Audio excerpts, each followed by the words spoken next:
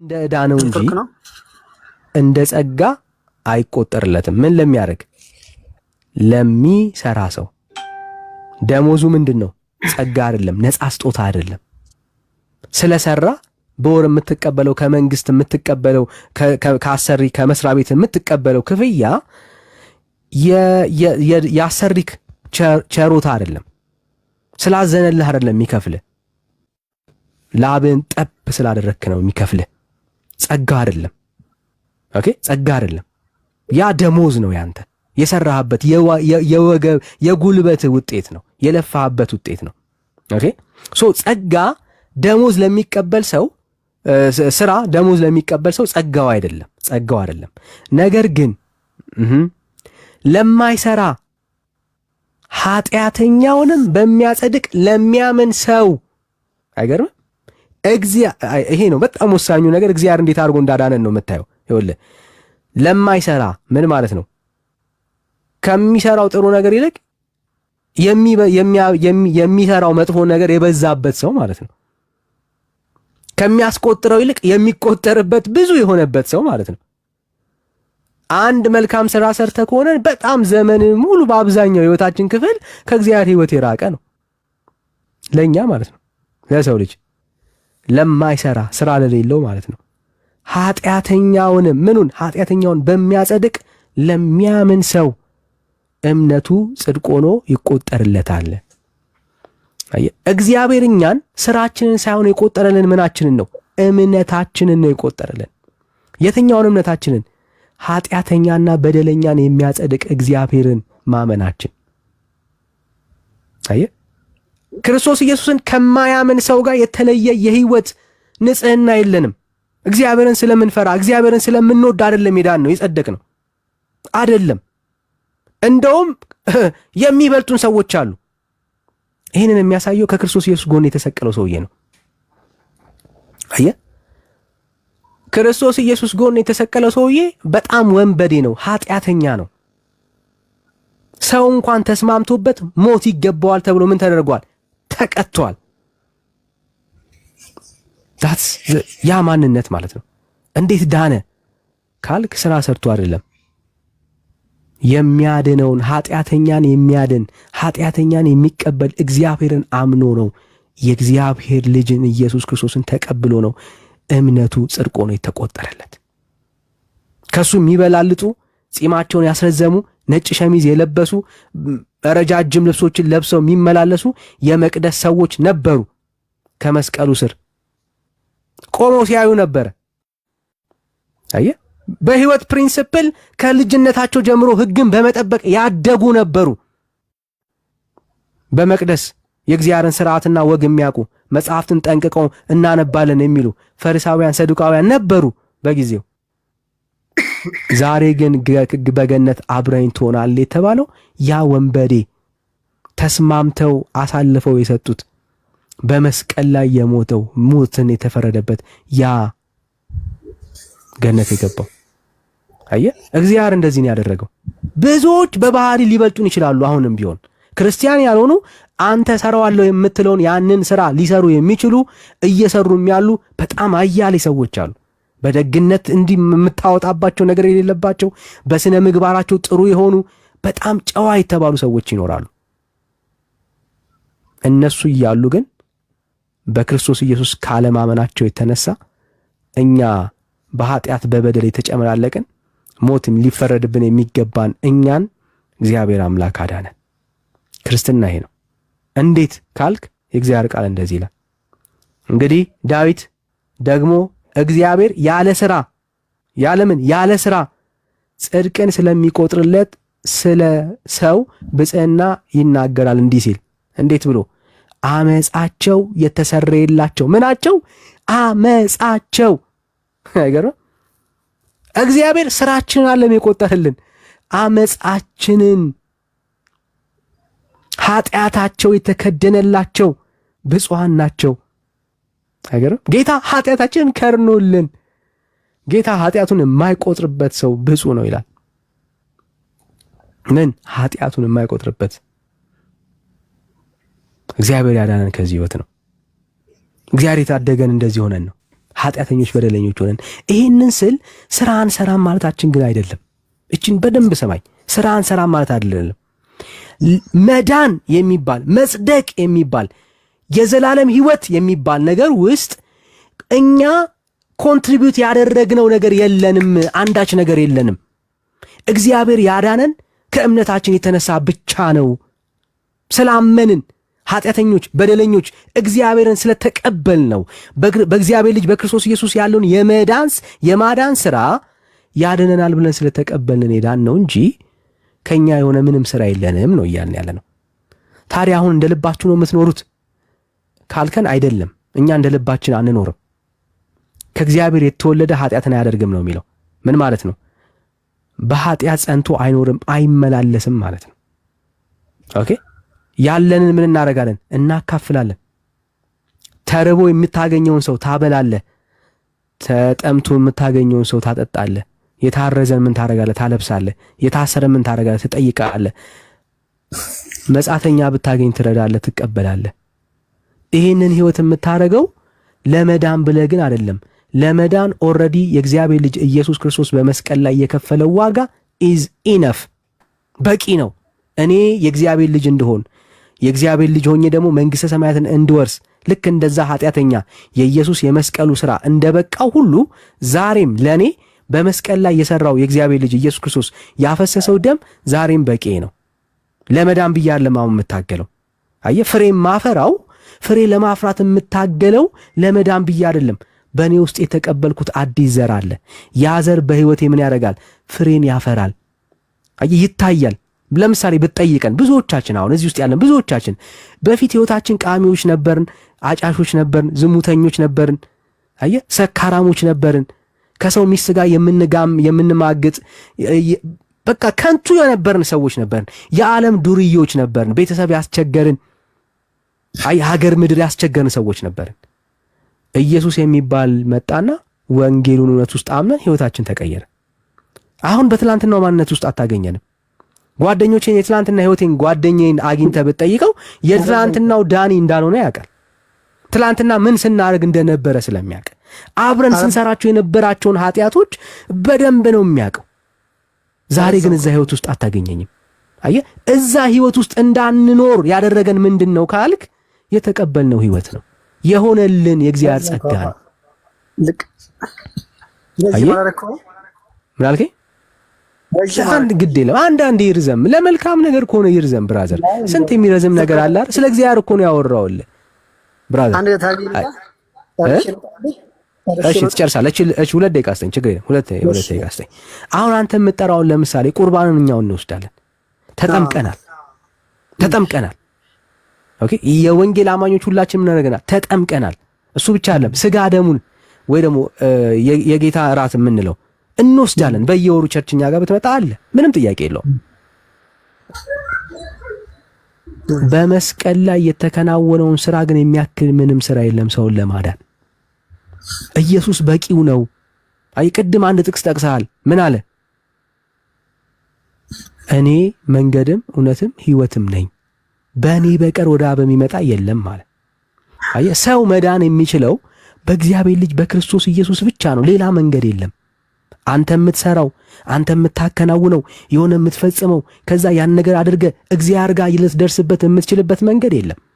ወይ በክርስቶስ ኢየሱስ ትሄድና እግዚአብሔር ጋር ትደርሳለህ፣ ወይ ከኢየሱስ ውጪ ከሆንክ ትጣላለህ። ሌላ መንገድ የለም። ለዚህ ነው የቅድሙ ቃል እንደዚህ ነው የሚለው፣ በእግዚአብሔር ልጅ በክርስቶስ ኢየሱስ ያመነ አይፈረድበትም፣ ያላመነስ አሁን ተፈርዶበታል ነው የሚለው። አየህ፣ ሁለት መንገድ የለም። ወይ በኢየሱስ አምነ ትድናለህ፣ ወይ ደግሞ በኢየሱስ ካላመንክ ትጣላለህ። በኢየሱስ ያመነስ የዘላለም ሕይወትን ያገኛል። ወንጌል ይሄ ነው። ወደ እግዚአብሔር እውነት እንድትመጣ ጠራሃለሁ ብራዘር። ጨርሳለሁ። ያ ጨርሻለሁ ወዳጅ። እሺ ትንሽ ነገር ልናገርና ወጣለሁ። በቃ ያው እየጨረስኩ ስለሆነ አንተም ብዙ ስላወራ ትንሽ አውርቼ ልውጣና እንትን ላይ አዳምጣለሁ። ከዛ በኋላ አሁን አንተ ጋር ስግባባ ምንድነው ዋናው ነገር በኢየሱስ ክርስቶስ የማዳን ስራ በጸጋው ያለ ስራችን ድነናል። እና በኢየሱስ ክርስቶስ ማመን የምትለው እኔ ሲገባኝ አንተ እቺን ስቅለቱን ብቻ በማመን ደሜ አፍስሶ በማመን ብቻ እድናለሁ ብለህ የምታስበው ነገር ነው። እኔ ደግሞ ማስበው የክርስቶስ ማመን ማለት የመጀመሪያው ስራ ክርስቶስ ለእኔ ደሙን አፍሶ በመስቀል ተሰቅሎ የሰራውን ስራ ማመን የመጀመሪያ ድነት ታገኛለሁ። ከዛ በኋላ ደግሞ ስጋው ደሙን በመውሰድ በመጠመቅ ፍሬ በማፍራት ክርስቶስ ያስተማራቸው ትምህርቶች በሙሉ በማመን ከዛ በንስሐ በመመላለስ የዘላለም ሕይወት አገኛለሁ ብዬ አምናለሁ። እና እናንተ ችግሩ ምንድነው? አንድ ሳስብ ደግሞ ሌላ ችግራችሁ በግለሰባዊ መረዳት ላይ ነው ትኩረት የምታደርጉትና ቅብብሎሽ የላችሁም። ክርስቶስ ለሐዋርያት ሰጠ እንጂ ሐዋርያት ተነስቶ የክህነት ስራ አልወሰዱም። ክርስቶስ ነው ሂዱ በሰማይ ያስራችሁ በምድር ያስራችሁ በሰማይ ታስሩ ማለት ክህነት ሰጥቷቸዋል። እነሱ እያሉ ነው የሄዱት እንጂ ዝም ብለህ ተነስተን እንደዛ አላለ። እናንተ ግን ተነስታችሁ ነው ተነስታችሁ ያላችሁት እና ይሄ ቅብብሎሽ የሌለው ነገር ምንድነው? የሆነ ፍሬ እንትን የለውም፣ ስር መሰረት የላችሁም። ግለሰባዊ ናቸው እንትናችሁ ትምህርት እዚህ ጋር ችግር አለባችሁ። እሱ የውሸት ወሬ ነው። እስኪ አሁን እቺ መረጃ ብቻ ስጠኝ። ቆይ ስጋና ደሙን በልታችሁ የኃጢአት ስርየት ታገኛላችሁ የሚል ማስረጃ ስጠኝ። ስጋና ደሙን በልታችሁ የኃጢአት ስርየት ታገኛላችሁ የሚል ማስረጃ ስጠኝ። እስኪ የለህም። አሁን ይሄን የእግዚአብሔር ቃል ውስጥ አታገኝም። ክርስቶስ ምን አለ? ስጋዬን የበላ ደሜን የጠጣ የዘላለም ሕይወት አለው ብሏል። የትኛውን ስጋና ደም? ስጋዬን የበላ ደሜን የጠጣ የዘላለም ሕይወት አለው። የትኛውን ስጋና ደም? የክርስቶስን ነው። የትኛው? ቁርባን አይደለም። አሁን እስኪ ያሳየኝ፣ ቁርባን የሚል ያሳየኝ። ስጋ ደሙ ማለት ነው ቁርባን አለ የሚባለው። ለየው መጀመሪያ ጌታችን ኢየሱስ ክርስቶስ የዘላለም ሕይወት ታገኛላችሁ ያለው ዮሐንስ ወንጌል ምዕራፍ 6 ላይ እኮ ስጋዬን የበላ ደሜን የጠጣ የዘላለም ሕይወት አለው። ይሄንን ላሳይ፣ ለምሳሌ በደንብ እንድትረዳው በአጭር ምሳሌ ላሳይ። ለምሳሌ ቁርባን ያደናል አይደል? የዘላለም ሕይወት ይሰጣል አይደል? አይደል? እርግጠኛ ነህ? ራሱ ነው ያስተማረው። እርግጠኛ ነህ? ክርስቶስ ራሱ ነው በቃል በቃል የተናገረው። ኦኬ እኮ እሺ፣ ላላመነ ሰው ቁርባን ትሰጣለህ? ላላመነ ሰው ታገኛለህ። አዩ አዎ፣ አዩ። አሁን በጣም ወሳኝ ፖይንት ነው። እቺ ጥያቄ በጣም ነው የምታቆምክ። ላላመነ ሰው የዘላለም ሕይወት እንዲያገኝ ለምን ነው የማትሰጠው? ይሰጣል ካልከኝ የዘላለም ሕይወት እንዴ ቁርባኑን እኮ ነው ያልከኝ። አሁን ቁርባኑ ቆይ ብራዘር እኮ ስጋና ደሙን የበላ ሰው ምን ያደርጋል አልክ? የዘላለም ሕይወት አለው። ታዲያ የዘላለም ሕይወት እኮ የዘላለም ሕይወት እንዲያገኝ ታዲያ ለምን? የዘላለም ሕይወትማ ያለው ሰው በኢየሱስ ያመነ ሰውማ የዘላለም ሕይወት ይኖረዋል ኦልሬዲ። ላለ ሰው ታዲያ ለምን ደግመህ ትሰጠዋለህ? ለሌለ ሰው ነው እንጂ የምትሰጠው። ክርስቶስ ነው ያለው። እኔም ክርስቶስ ኢየሱስ ያለ ያልከውን ተቀበልኩልህ እኮ አለ አልክ አይደል? እሺ ተቀበልኩልህ። ለምን ክርስቶስ ጋር ትከራከራለህ አንተ? ክርስቶስ እሺ እኮ ላላመነ ሰው ታዲያ ለምን አትሰጥም? የዘላለም ሕይወት ያመነ ሰው ነው ያላመነ ሰው ነው የዘላለም ሕይወት ያለው። አንተ አሁን ምንድነው የምትለኝ መሰለህ? ቆርጠህ ነው እኔ ምንም ቆርጬ አንተ ያልከውን ተቀበልኩልህ። የዘላለም ሕይወት ቆይ የዘላለም ሕይወት ቆይ ብራዘር ቆይ ተረድቻለሁ። አንድ ይሄን ጥያቄ ዳር አደርሶ እየጠየቅኩ እኮ ነው። ወደ መስማኝ ይኸውልህ፣ የዘላለም ሕይወት የሚያስፈልገው ያመነ ሰው ነው ወይስ ያላመነ ሰው ነው? ያመነ ሰው የዘላለም ሕይወት በክርስቶስ የማዳን ስራ ያመነ ሰው ይድናል። ስጋው ደሙን ይወስዳል፣ ይጠመቃል። ቆይ ብራዘር ቆይ አንዴ የጠየቅኩህን በደንብ ስማኝ። የዘላለም ሕይወት ያለው ያመነ ሰው ነው ያላመነ ሰው ነው? የዘላለም ሕይወት ያለው ያመነ ሰው ምን አለው? የዘላለም ሕይወት አለው። እርግጠኛ ነኝ የዘላለም ሕይወት አለው። በምን ቆይ በክርስቶስ ያመነ ነው? በክርስቶስ ኢየሱስ ያመነ ሰው የዘላለም ሕይወት አለው ወይስ ያላመነ ሰው ነው የዘላለም ሕይወት? ምንድነው ደግሞ እሱ ማለት ምንድነው የሚለው ትንታኔ ያስጠው። የፈለከውን ትተነትነዋለህ። ቆይ አሁን እያወራህ የማዳን ስራ ከዛ ስጋው ደግሞ ወሰድ መጣ። ቆይ ወዳጄ ቆይ አንዴ ይኸውልህ በኢየሱስ ያመነ ሰው ቃሉ እንደሚለው ይኸው ላንብብልህ። ይኸው በልጁ የሚያምን የዘላለም ሕይወት አለው ይላል አይደል? ልጁ ያለው ሕይወት አለው ይላል አይደል? እሺ በልጁ ያመነ ሰው ነው የዘላለም ሕይወት ያለው ወይስ ያላመነ ሰው ነው የዘላለም ሕይወት ያለው? ያመነ ሰው። እሺ የዘላለም ሕይወት ላለው ሰው የዘላለም ሕይወት እንዲያገኝ ድጋሚ ሌላ ነገር ትሰጠዋለህ? ክርስቶስ ነው ያለው። እንግዲህ ስጋዬን ብሉ ደሙን ጠጡ ብሎ ብራዘር እኮ አዎ ክርስቶስ ነው ያለው። ተቀበልኩልህ እኮ ኢየሱስ ያለው ነው አልኩ፣ ተቀበልኩልህ። ታዲያ የዘላለም ሕይወት ላሌለው ሰው ለምን አትሰጠው? እንግዲህ ያውስ ኢየሱስ አለ ብሎ ከተናገር ለምን ስለማትሰጠው? አሁን ለምሳሌ እኔ አንተ ልትሰማኝ ያልፈለግከው ነገር ምን መሰለህ? አንድ ነገር ልንገርህ፣ አንድ ያዳምጠኝ። ለምን እንደማትሰጠው ነገር እንጂ ይሄ ሰው የዘላለም ሕይወት የሚያሰጠው ምግብ ከሆነ የሚበላው ያ ቁርባኑ የዘላለም ሕይወት እንደሚያሰጠው እርግጠኛ ከሆንክ ለምን አትሰጠው? እኮ አዳምጠኛ ለመንገር እኮ እየጠበኩ ነው። እሺ እየጠበኩ ነው። አሁን ክርስቶስ ምን ብሎ አስተማረ? ስጋዬን የበላ ደሜን የጠጣ የዘላለም ሕይወት አለው አለ። አዳምጠኝ። ሁለተኛ ከውሃና ከመንፈስ ካልተወለቀ የዘላለም ሕይወት የለውም ብሏል። አሁን ስለ ቁርባን ነው እያወራን ያለ ነው ወዳጄ። አሁን እያወራ ያለው ስለ ቁርባን ነው። ከዛ ስለ ጥምቀት ደግሞ ትሄዳለህ። ይሄ ቁርባን እርግጠኛ ነህ የበላው ሰው የዘላለም ሕይወት ያገኛል? አንተ እኮ ስለማታዳምጥ ነው ችግሩ። ታዲያ ጥምቀት ላይ ስትገባ ነው ብራዘር። ጥምቀት ላይ ትገባለህ። ስጨርስልህ ይገባሃል እኮ በደምብ። አይ አይገባኝም ብራዘር፣ አይገባኝም። እንዴት ነው ይገባኝ? ስለ ጥምቀት ስለ ጥምቀት ስጠይቅህ ስለ ጥምቀት ትሄዳለህ ከፈለግ። አዳምጠኛ። አንተ እኮ ስለማዳን ካወራን ማዳመጥ አለብህ። እሺ እኮ አይ እየጠየቅኩ ያለውን ጥያቄ አትዝለለው። አውቀህ ነው የምትዘለው። ለዛ ነው እኮ ለመሰለህ አንተ የምትፈልጋት የሆነች ቦታ አለች። እሷ አይደለችም እኔ የምነግርህ። እኔን ደግሞ ተረዳኝና ክታት ጠይቀኛለህ ልልህ ነው። እሺ አዳምጠኝ አንድ ጊዜ። ክርስቶስ ምን ብሎ አስተማረ? ስጋዬን የበላ ደሜን የጠጣ የዘላለም ሕይወት አለው አለ። ክርስቶስ ነው ያለው አይደለ? ይሄንን ተቀበልኩልህ። ሰው ልጅ ከውሃና ከመንፈስ ካልተወለደ በቀር የዘላለም ሕይወት አያገኝም ብሏል። ማን ያለው? ክርስቶስ። ክርስቶስ ነው። ተቀበልኩልህ። ሶስተኛ ደግሞ ምን አለ? ስለ ወይን ፍሬ ሲያወራ ፍሬ ያላፈራ ሰው ተቆርጦ ይጣላል አለ። ክርስቶስ ነው ያለው። ይሄንን ስለ ቁርባን ነው የጠየቅኩህ፣ ረስተኸው ነው? ስለ ቁርባን ነው የጠየቅኩህ፣ ረስተኸው ነው? ልጨርስ እኮ አንድ ነገር። ስለ ቁርባን ጨርስና ከዛ የፈለግከው ቦታ ላይ ትሄዳለህ። አሁን ስለ ቁርባን ጨርስ መጀመሪያ። ሶስቱ የተናገረው ክርስቶስ ነው። በኢየሱስ ብዙ ነገር ተናግሯል ወዳጄ። የጠየቅኩህ ምን ሆነ መሰለህ? ተመልሰህ ምን ትመጣለህ መሰለህ?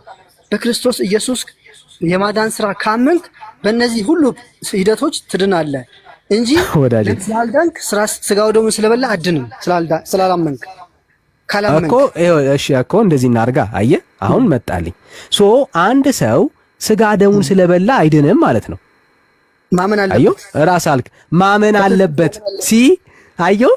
ስለዚህ ቆይ አንዴ ይኸውልህ አየህ ቁርባኑ ቆይ አንዴ ወዳጅ ይኸውልህ ቁርባን ቢያድን ኖሮ የዘላለም ሕይወት ቢሰጥ ኖሮ ምን ታደርገዋለህ? ላላመነ ሰው እየሰጠ ታድነው ነበረ። አየሁ ታድነው ነበረ። ሎጂክ ነው እየገባ ያለው። ሎጂክ ነው የምታወራው። ሎጂክ አይደለም ራስህ እኮ ነው ያልከኝ። አሁን ብቻውን ቆይ ያላመነን ሰው ያድናል ቁርባን? አያምንም። እንዴት ይድናል እሱ? እሺ እኮ ያላመነን ሰው ያድናል ወይ ቁርባን ነው ያልኩህ። አያድንም እንጂ ምን አያድንም። በደንብ ስም በቃ አያድንም። እሺ አያድንም። ያላመነን ሰው ወንጌል ነግረኸው ቢያምን የዘላለም ሕይወት ያገኛል አያገኝም? በክርስቶስ ማዳን ካመነ ይድናል። አየሁ ይሄ ነው እኮ አየሁ ይሄ ነው አየህ። ያላመነ ሰው መድኃኒቱ ኢየሱስ ስለሆነ ኢየሱስን ሲያመን ምን ያገኛል? የዘላለም ሕይወትን ያገኛል። አለቀ። ያመነ ሰው ምን ያደርጋል? ስጋና ደሙን ይቀበላል። ለምን? ለመዳን አይደለም። የሰውዬ አሁን ስጋና ደሙን የሚቀበለው የዳነውማ ኢየሱስን አምኖት ነው። ክርስቶስን ብቻ ስላመነ ስጋ ደሙን ካልወሰደ አይድንም። እሺ አሳየኝ። ኢየሱስን ያመነ ሰው ስጋ ደሙን ካልወሰደ አይድንም የሚል እንግዲህ አሳየኝ። ስጋዬን የበላ ደሜን የጠጣ አይድንም። ማስረጃ ስጠኝ ብራዘር፣ እየጠበቅኩ ነው ያለው። ማስረጃ ስጠኝ። ዮሐንስ 6 ግለጽ። ይኸው ዮሐንስ ወንጌል ምዕራፍ 6 ብራዘር፣ ዮሐንስ ወንጌል ምዕራፍ 6 ቁጥር ስንት ላይ? 56 ቁጥር 56 እሺ 56 እሺ ምን ይላል? እሺ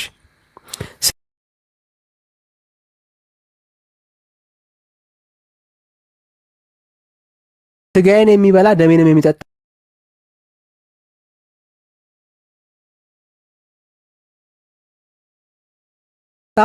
በእኔ ይኖራል፣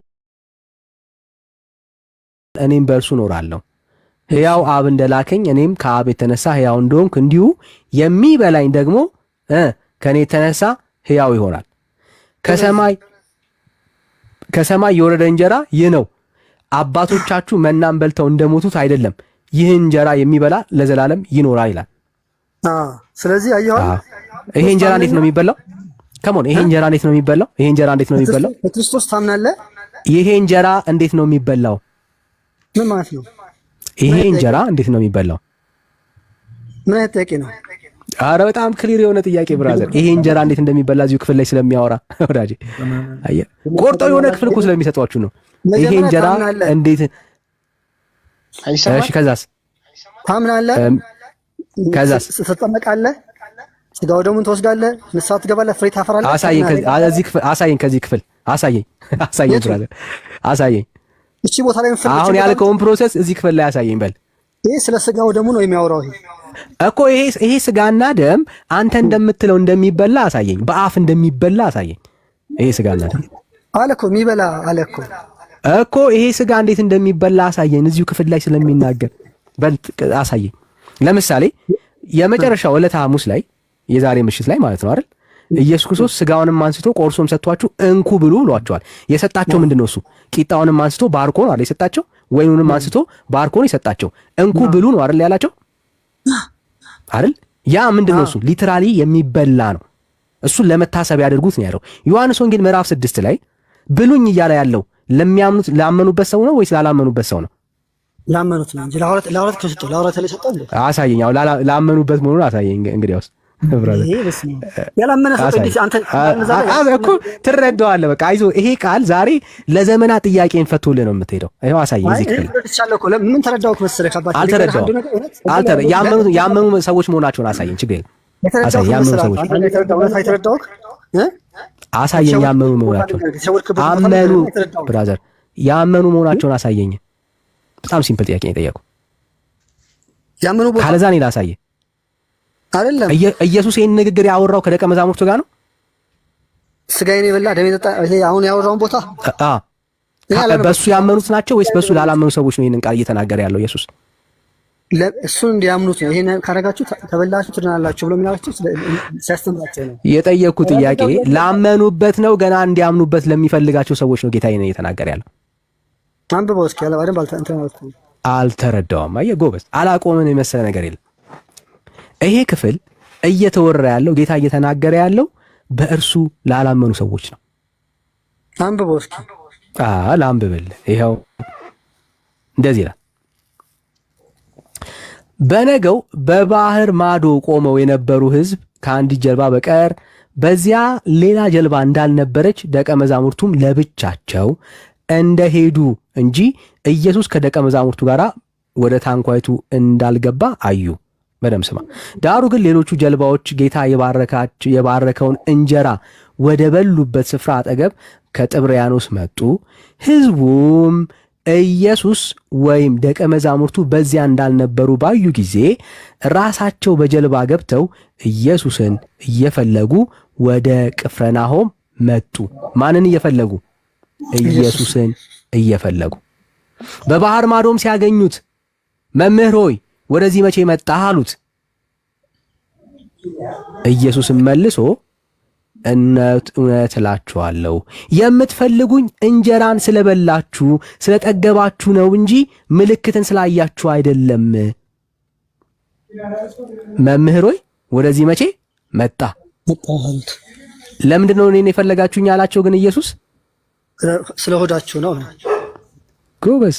ስለምን? ስለ ሆዳችሁ ነው እኔን የፈለጋችሁኝ እንጂ በእኔ አምናችሁ አይደለም። ማን ነው የሚለው ይሄንን? ኢየሱስ። አየህ። ስለዚህ እነኚህ ሰዎች እንዴት ኢየሱስ መበላት እንዳለበት ሊነግራቸው ነው። አሁን በደንብ ይኸው፣ ለሚጠፋ መብል አትስሩ፣ ነገር ግን ለዘላለም ሕይወት ለሚኖር መብል የሰው ልጅ ለሚሰጣችሁ ስሩ፣ እርሱንም እግዚአብሔር አብ አትሞታል አላ። አዩ።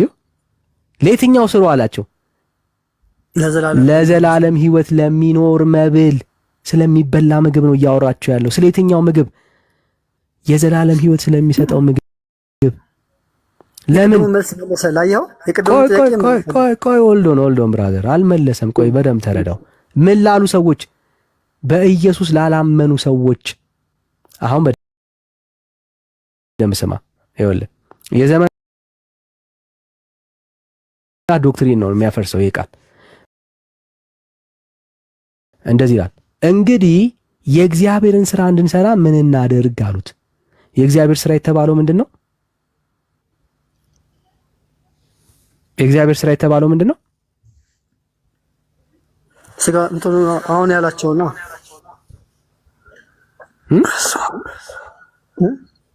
ምንድን ነው ያለው? የእግዚአብሔርን ስራ ስሩ ያለው ለምንድን ነው? አምነው እንዲያምኑ ነው። ሳያምኑ እነሱ አይደለም። ያ አሁን ለዘላለም ሕይወት ለሚኖር መብል ስሩ አላቸው። አሁን ስሩ የሚላቸው ስራ ምን የሚያስገኝ ስራ ነው? የዘላለም ሕይወት የሚሰጥ መብል ነው፣ የሚገኝበት መብል ነው።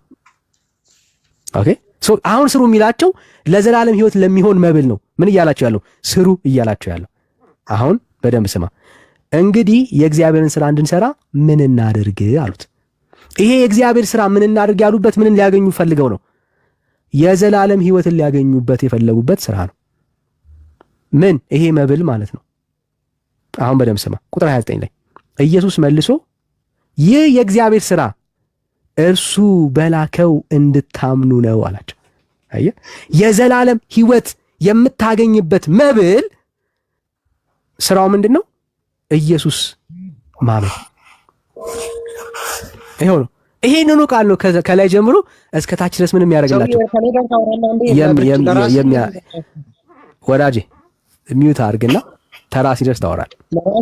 ተንጫጫ ያለከው ጥያቄ ነው ያለ። ጥያቄ ካለ በስነ ስርዓት ጠይቅና ከኔ ጋር አውራ ብራዘር። አሁን ነው አንተ ነህ እየተንጫጫ ያለው። ሰው ቤት ነው የገባኸው እና እየተንጫጫ ነው ያለው እና አይዞ ሚዩት አድርግ። ተራ ሲደርስ ታወራለህ።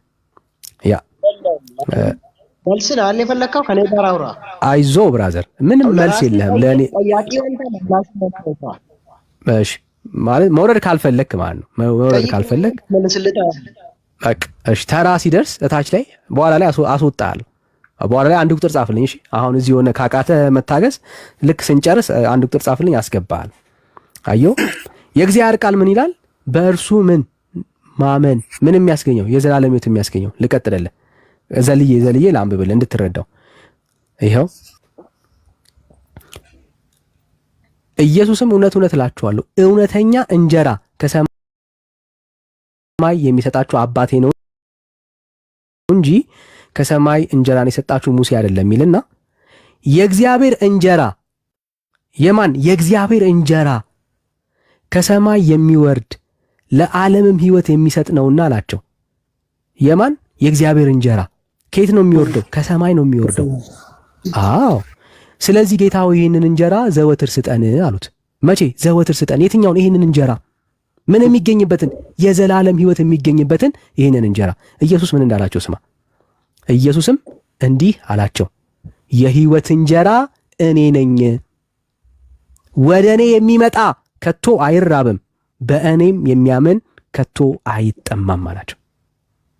ይሄ ሆነው። ስለዚህ ለማያምን ሰው ኢየሱስ ብሉኝ ብሎ ሲናገር ምን እያለ ነው?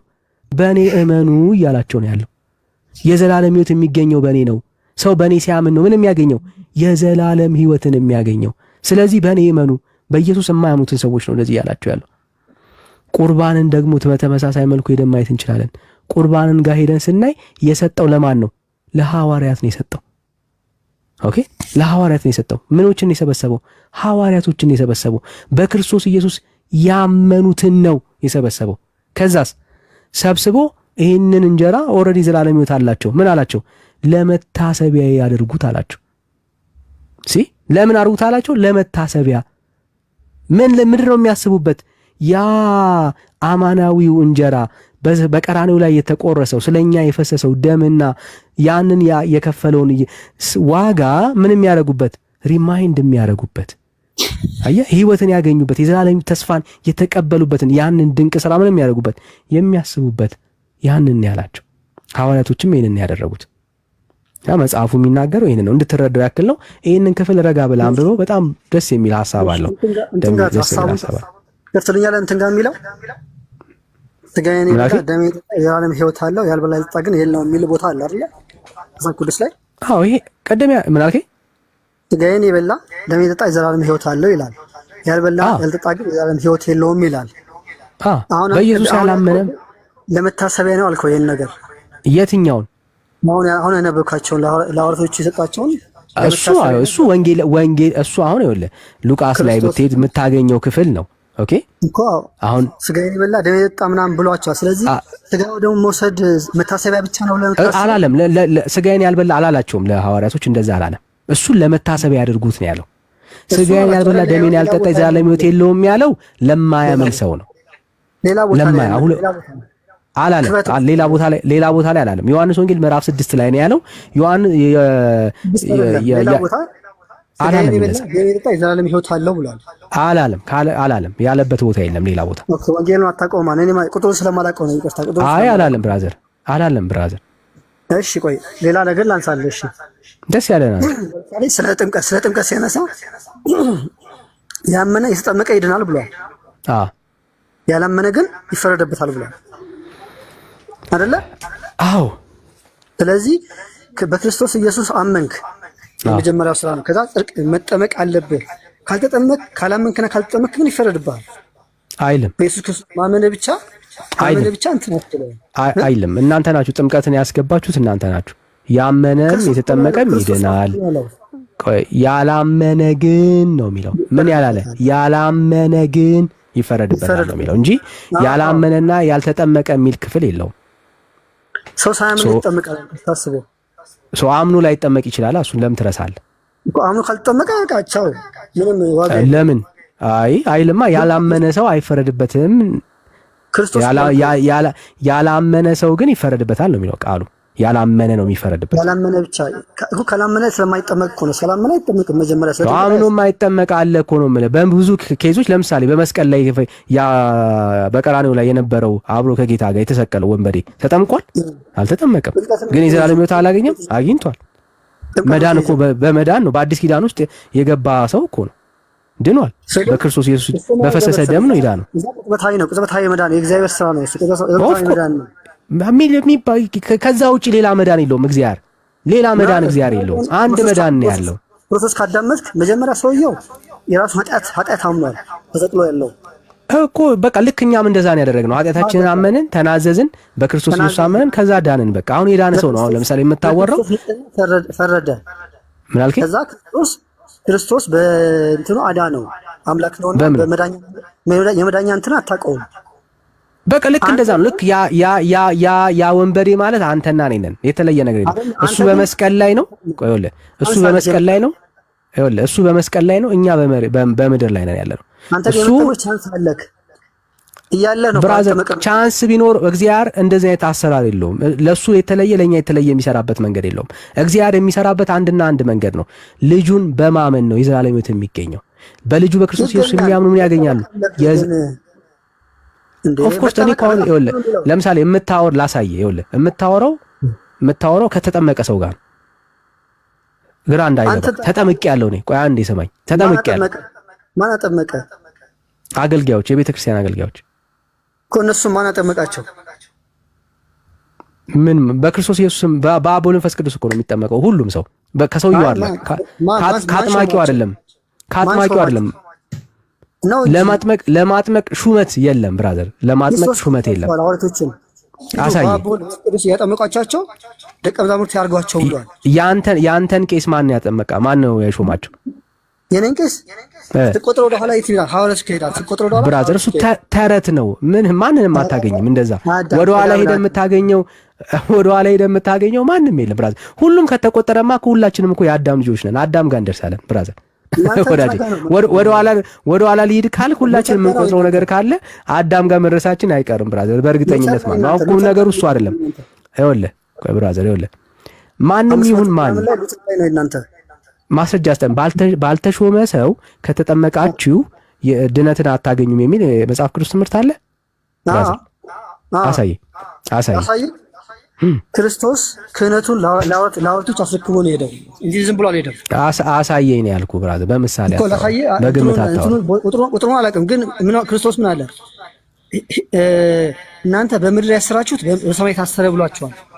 በምድር የፈታችሁት በሰማይ የተፈታ ነው ብሎ ክህነቱን ሰጥቷቸው። ስለ ጥምቀት ነው የጠየቅኩህ። አሁን አትደባልቅ። ስለ ጥምቀት ነው እያወራ ያለው። ሂዱ በአብ በወልድ በመንፈስ ቅዱስ እያጠመቃቸው ደቀ መዛሙርቴ አድርጓቸው ብሎ። አረ ለእግዚአብሔር ቃል ክብር ይኑር። አንዱን ክፍል ከሌላ ቆይ ብራዘር ምን ሆነ ነው እንዴ? እንደፈለክ ነው እንዴ እግዚአብሔርን ቃል ከዚህም እየቆረጥ ከዛም ጋር የምታጋባው? እያንዳንዱ ቆይ ወዳጅ እንደዚህ የሚል ትምህርትም የለም። አንተ የምታወራውም ትምህርት የለም። ኦኬ የለም ብራዘር የለም። አሁን ላሳይ። ለምሳሌ ያመነም የተጠመቀም ይድናል አልከኝ አይደል? ያመነ የተጠመቀ ነው። ያመነ የተጠመቀ መጀመሪያ ማመን ከዛ መጠመቅ። እሺ አንተ አምነን የተጠመቀው? አዎ በ40 ቀን በ40 ቀን በ40 ቀን ያው በ40 ቀን አምነን የተጠመቀው መጽሐፉን ላምጣልህ። በ40 ቀን አምነን የተጠመቀው መጽሐፍ ቅዱስን ላምጣልህ። መጽሐፍ ቅዱስ ላጠቅስልህ እንዴ? በጣም ደስ ዳር በጣም ደስ የሚል በ40 ቀን የተጠመቀማ በጣም ደስ የሚል። እሺ አንተ እሺ ምን ያመስልህ? ምን ይላል? ሕፃናት ወደ እኔ ይመጡ ዘንድ አትከልክሏቸው ይላል መጽሐፍ። እኔ ስለመጠመቅ ነው በ40 ቀን ስለመጠመቅ ነው እየጠየቅኩ ያሉት ወዳጄ። ምን ሆነ ነው? አዳምጣ። መጀመሪያ አታዳምጥም እንዴ ወዳጄ? እኔ ስለመጠመቅ ነው የጠየቅኩ። እሺ ስለመጠመቅ ነው ያመስልህ? ሂዱ በአብ በወልድ በመንፈስ ቅዱስ እያጠመቃቸዋቸው ደቀ መዛሙርት ያርጓቸው ይላል። መጀመሪያ ማጥመቅን አስቀድሟል እዚህ ጋር። ያላመነን ሰው ታጠምቃለህ? በአብ በወልድ እያጠመቃቸው እያስተማራቸው ደቀ መዛሙርት ያርጓቸው ነው ያለው እዚህ ጋር። ያላመነን ሰው አጥምቁ ነው እያለ ያለው ጌታ አይደለም። ወርዱም እንደሚለው እያጠመቃቸው ደቀ መዛሙርት ያርጓቸው ነው እኮ። ያላመነን ሰው መጀመሪያ አስቀድሙ አጥምቋቸውና ከዛ ደቀ መዝሙር ያርጓቸው ነው እያለ ያለው ጌታ። ወርዱ እንደዛ ነው የሚለው እዚህ ጋር አታነብም እንዴ አንተ ብራዘር? አይዞህ እኮ። ስለዚህ ወርዱን እንውሰደውና ኦርቶዶክስ ዝም ብላ ያላመነን ሰው እየወሰደች ታጠምቃለች እያልከን ያለው ከዛ ደቀ መዝሙር ታደርጋለች ጌታ። ለምሳሌ ልንገርህ፣ አንድ ሰው አንተ ለምሳሌ ማስረጃ ነው የጠየቅኩህ ወዳጄ እኮ አልኩህ እኮ። ለዛ እኮ ነገርኩህ። አታዳምጥም እኮ አንተ እኮ። ምንም የምትሰጠኝ ነገር አይገናኝማ ወዳጄ። ያላመነ ሰው የተጠመቀበትን ቦታ አሳየኝ ነው እያልኩ ያለሁት እኮ። ለመሰለም ነግረህ አንተ እኮ ለምንድን ነው ኦርቶዶክስ እንደዛ የምታደርገው የሚለውን እንትኖችን መጽሐፍ ቅዱሳዊ መነሻዎችን ልነግርህ ነው። እንደ እግዚአብሔር ቃል ያልሆነ ልምምድ ስላላት ኦርቶዶክስ ይሄን እነግርሃለሁ። መጽሐፍ ቅዱስ ውስጥ የለም። ሕፃናቶች ወደ የመጡ ዘንድ አትከልክሏቸው ብሏል ክርስቶስ። ታዲያ አጥምቋቸው አለ። ሕፃናትን አጥምቋቸው ያለበትን ቦታ አሳየኛ። ምኑ ጋር ነው ሕፃናቶችን አጥምቆ ያለው? ቤተክርስቲያን መውሰድ ማለት ሕፃናት መከልከል ነው አይደለም። ቤተክርስቲያን ሲጀመር በዛ ሰዓት ሲጀመር ቤተክርስቲያን መጀመሪያ አልተመሰረተችም። መጀመሪያ ያወቅ በዛ ሰዓት ክርስቶስ ኢየሱስ እያለ ያለው ደቀ መዛሙርት ሕፃናትን ሲከለክሏቸው ነው የሚለው። ኦኬ ሲከለክሏቸው ነው ወደ ክርስቶስ እንዳይሄዱ ሲከለክሏቸው አትከልክሏቸው። ታዲያ በጥምቀት ወደ ኢየሱስ ወደ እኔ አንጧቸው አለ ወይ ነው ጥያቄ። እሱ እኮ ነው ጥያቄ። የኔ አባትና ወደ ክርስቶስ መውሰድ አለ እንዴ? ጥምቀት አይደለም። ጥምቀት ላመነ ሰው የሚደገበር ተግባር ነው። ይህንን የምታውቀው ኢትዮጵያዊ ጃንደረባ እንዳልጠመቅ የሚከለክለኝ ነገር አለ ወይ ብሎ ሲጠይቀው በፍጹም ልብ ካመንክ ተፈቅዶልሃል ነው ያለው። የሚፈቀደው ሰው በፍጹም ልቡ ማመን ሲችል ብቻ ነው። ከዛ ውጪ በፍጹም ልቡ ላላመነ ሰው ጥምቀት አይፈቀድም። መጽሐፍ ቅዱስ ውስጥም ያላመነ ሰው ሲጠመቅበት የምታይበት አንዳች ማስረጃ የለም። ለዚህ ነው ያመነም የተጠመቀም ነው የሚለው። ጥምቀት ከእምነት ጋር የተያያዘ ቁርኝት ነው ያለው። ያላመነ ሰው ውሃ ውስጥ ከገባ ከሻወር የተለየ ነገር ምንም የሚወስደው ነገር የለም። ብራዘር ለምሳሌ ሕፃናት ማስረጃ ካለ ልቀበል፣ ከሌለ ግን የለም። አየህ አንተ ኢቭን መጠመቅህን እንኳን ሰው ነግሮ ነው እንጂ መቼ እንደተጠመቅህ እንኳን አታውቅም። አዮ እኔ የወንጌል አማኙ ነዋ ብራዘር ተነግሮ ነው እንጂ አውቃል። በ40 ቀን ላይ ውሃው ሲከቱ ታውቅ ነበር አይደለም? ውሃው ሲከቱ አውቀ ነበር ወይ ብራዘር? ታውቅ ነበር? መሰረቱን ልንገርህና ታውቅ ነበረ ወይ? እኔ የጠየቅኩ ፐርሰናላይዝ አድርገው ብራዘር፣ አታርቀው። ታውቅ ነበረ ውሃው ስትገባ ጥምቀት እንደሆነ ገብቶ ነበረ?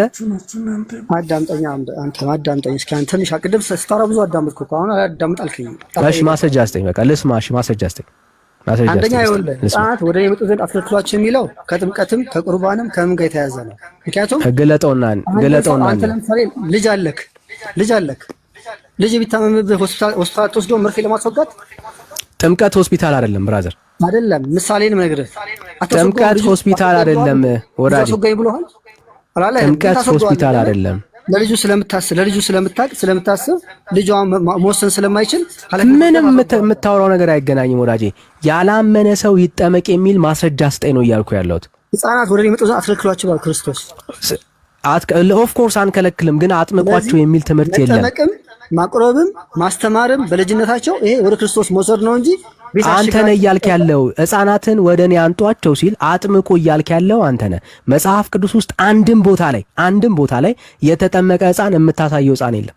አንድም ቦታ ላይ ማለት ነው፣ ከግምት በስተቀር።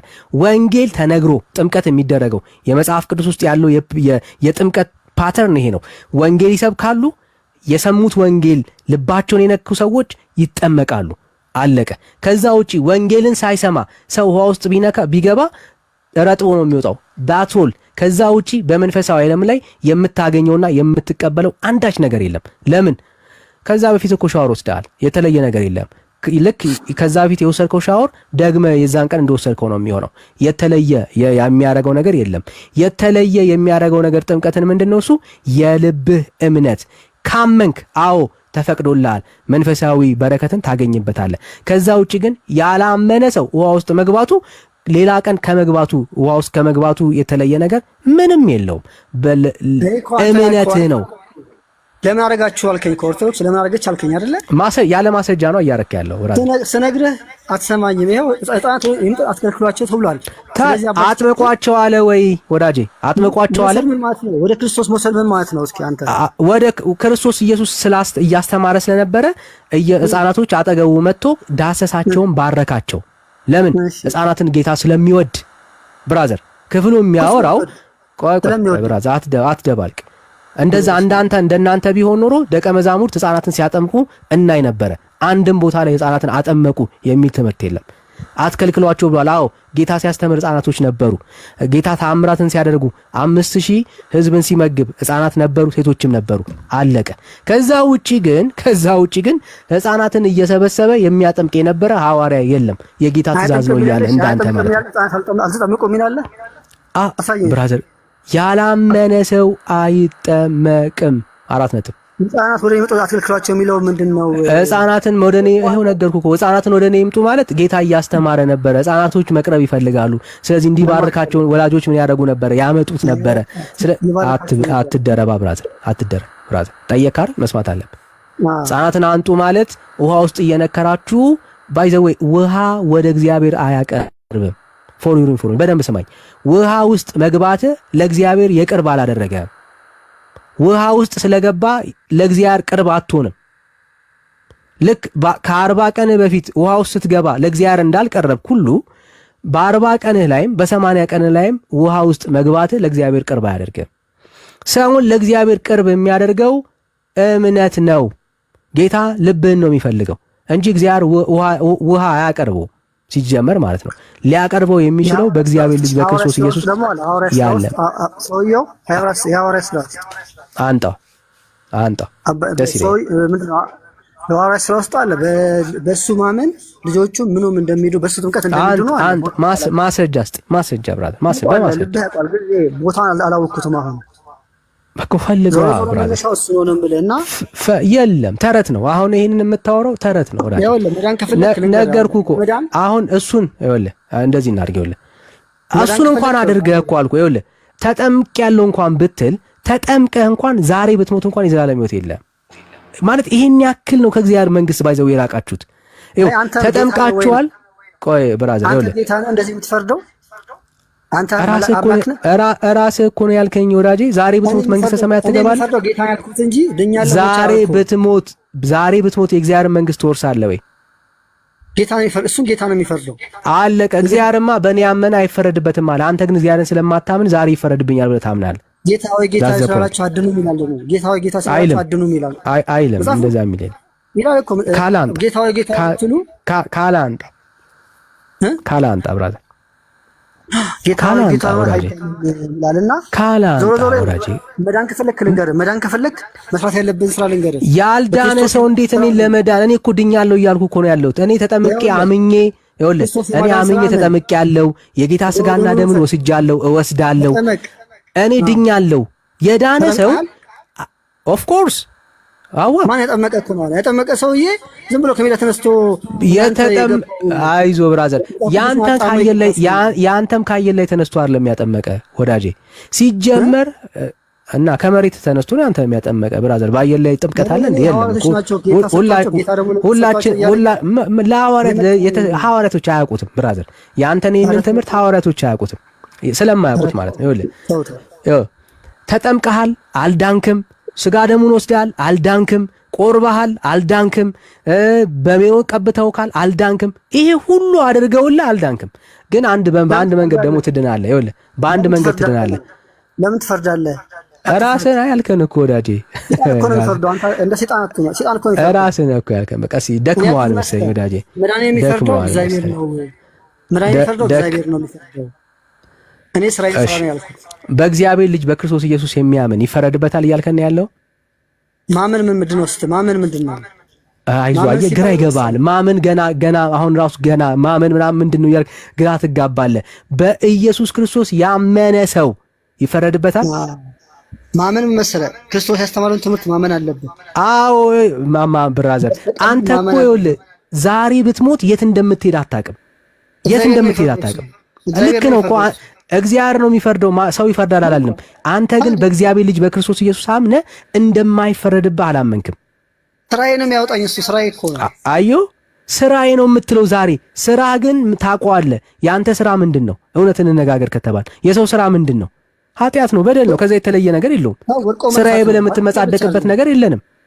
ብራዘር በደል ብቻ አይደለም ጽድቅ እኮ ለእሱን እኮ ነው ስራዬ ነው የምትለው። ይኸውልህ ስራዬ ነው የምትለው የምትመጻደቅበት ለእግዚአብሔር የምታሳየው ምንም የጽድቅ ስራ የለም።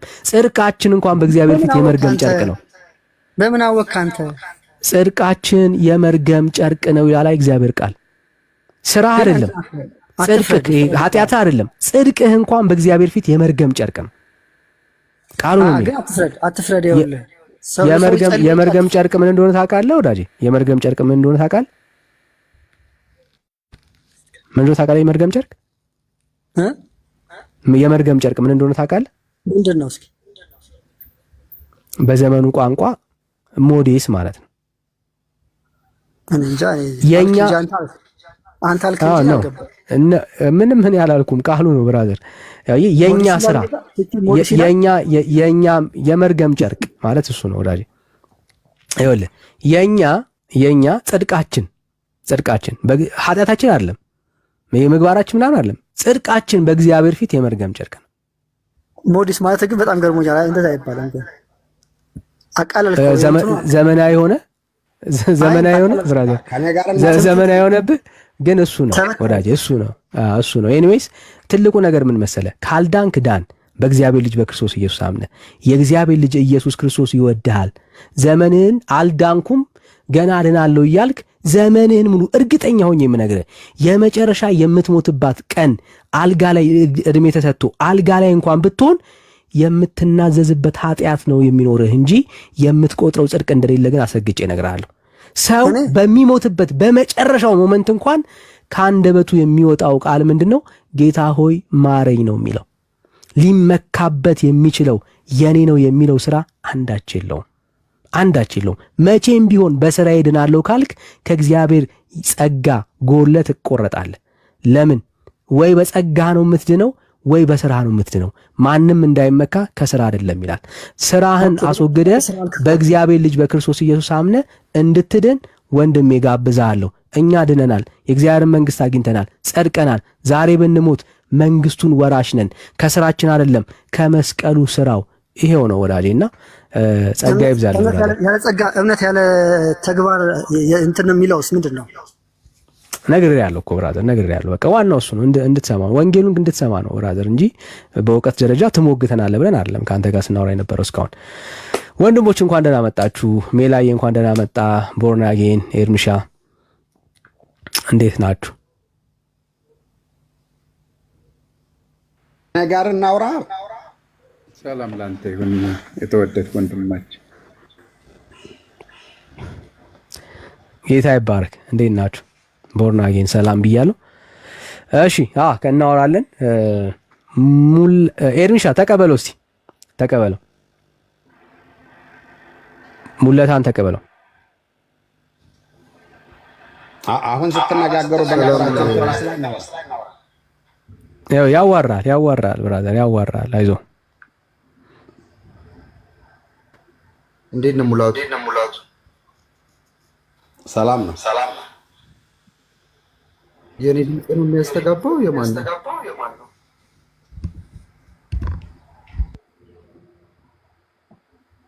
ዳኒ ጥያቄ አለኝ።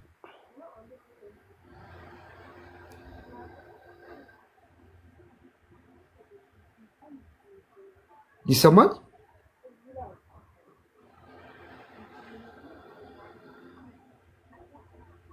ትሰማለህ? አሁን ደህና ነው፣ ትሰማለህ? አዎ ሙላቱ ስለ ስግደት እያወራን ነው ዛሬ። ስለ ስግደት ሳይሆን አሁን ርዕስ ይዛችሁ በነበሩበት ስለ ጥምቀት አርዕስት ስታወሩ የነበር። አይ በሌላ ርዕስ ገብተው ከዳኒ ጋር ስለ ጥምቀት ማውራት ጀምረው ነው እንጂ ርዕሱ ላይ መከልከል ነው። እንደዛ ሀሳቦች ሲነሱ እኔ እሱን ሰምቼ ነው የገባሁት። በስግደት ምን አገኛችሁ በሚል ርዕስ ነው እያወራን ያለ ነው።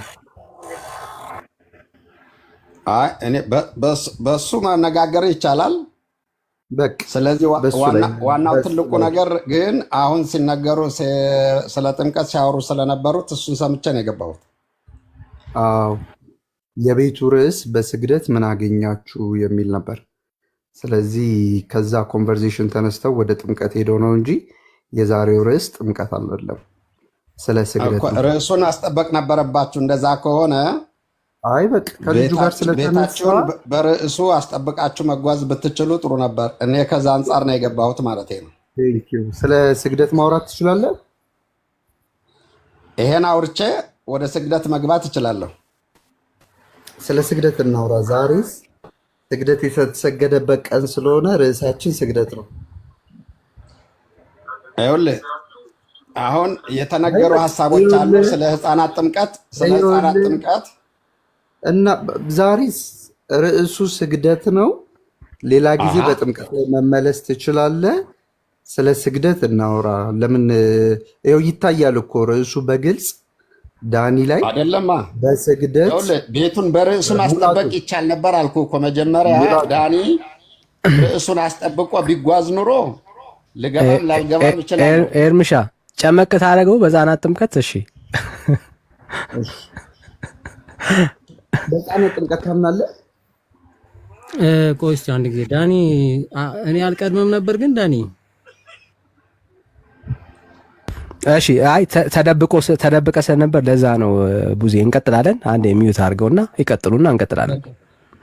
በመሀል ወጥተህ ስለነበረ ነው። እሺ 2-3 አልወጣሁም። በነገራችን 2-3 ሰዓት በላይ ከዚህ ሰውዬ ጋር ስታወሩ እኮ ረጅም ሰዓት ሳዳምጣችሁ ነበርና እኔ ነው አቋርጬ መግባት ስላልፈለኩ ነውና በቃ ችግር የለውም። ቀጥሉ፣ ሌላ ጊዜ እመጣለሁ። እሺ አይ ተደብቀ ነበርና በምጠራበት ሰዓት ለዛ ነው። ችግር የለም እንሰጣለን። ያኔ ያልጠራኝ ለኔ ግን ተደብቀ ነበር። ለኔ ተደብቀ ነበር። ኦኬ ለማንኛውም እሺ በቃ እሺ ቀጥሉ። ደሜ ተጠምቋል እና በዚህም ደስ ስላለኝ ብዙም እንትናለም። ቀጥሉ።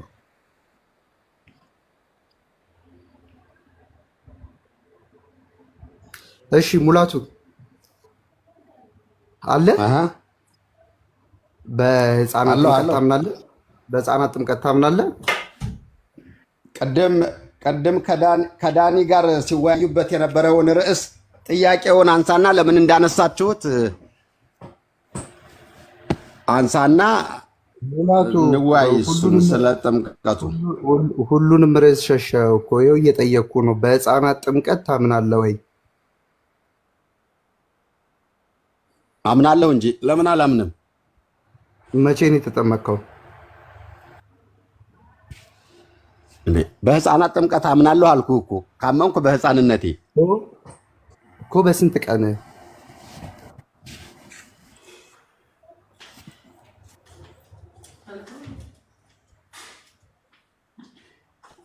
በህፃንነቴ ካልኩም ይበቃ አይመስለኝም። ቤተክርስቲያን ለምን ግልጽ ሆኖ ለምን ታፍራለህ? ለምን ታፍራለህ? የቤተክርስቲያንን ትምህርት ንገረኝ። በህፃንነትህ በስንት ቀን ተጠመቅ?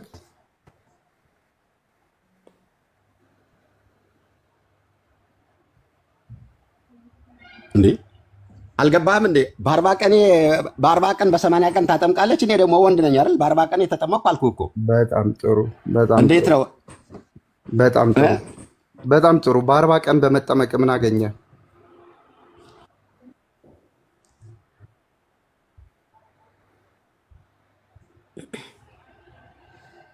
እንዴት ምን አገኘ?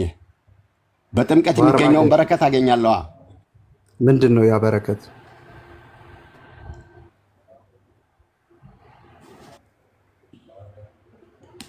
ያ በረከት ዋናውና ትልቁ ነገር እንግዲህ ከክርስቶስ ትንሣኤ ሞትና ትንሣኤ ጋር መተባበር ይላል ሐዋርያው ቅዱስ ጳውሎስ። ክርስቶስን መልስ በገላትያ ነው በኤፌሶን ምዕራፍ 2 ቁጥር 37 ላይ የተጠመቃችሁ ክርስቶስን ለብሳችኋል ይላል ሐዋርያው ቅዱስ ጳውሎስ። በሮሜ ምዕራፍ 6 ላይ ደግሞ ከሞት ከትንሣኤ ጋር መተባበር እንደሆነ ነግሮናል። ስለዚህ ከዚህ አንጻር ይሄ ነው ወንድሜ። ለአሁኑ ለጥያቄ ሌላ ማለት ይቻላል። በጣም ጥሩ። ከሞቱና ከትንሣኤው ጋር በመተባበር ምን ሆንክ?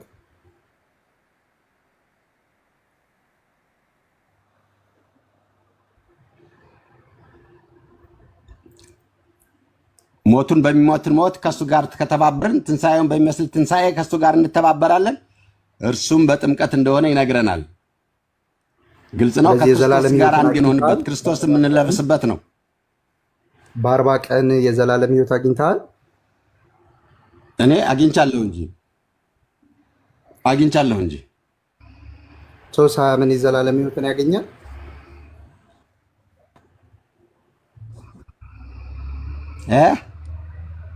ሰው ሳያምን የዘላለም ሕይወት ያገኛል?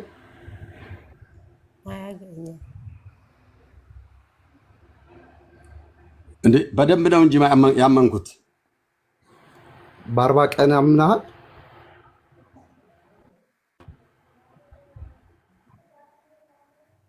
በደንብ በ40 ቀን ምን ብለህ አመንክ?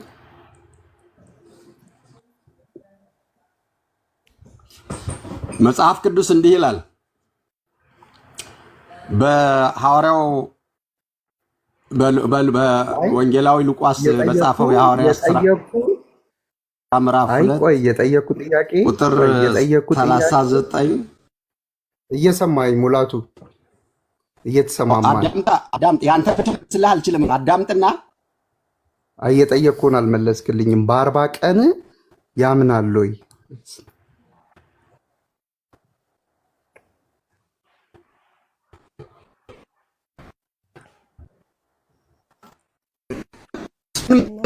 ትልኛ እንደዛ ከሆነማ ይሄን ሰጠኛ። እንግዲህ እንደዛ ከሆነ እየጠየቅኩ ያለሁት በ40 ቀን አምናሃል ወይ? ይሄን የምትቀበል ከሆነ አይ ጫጥቀስ እያልክ ንገረኝ። እኔ ጋር ብቻ ነው የሚቆራረጠው አይሰማም የሚለኝ?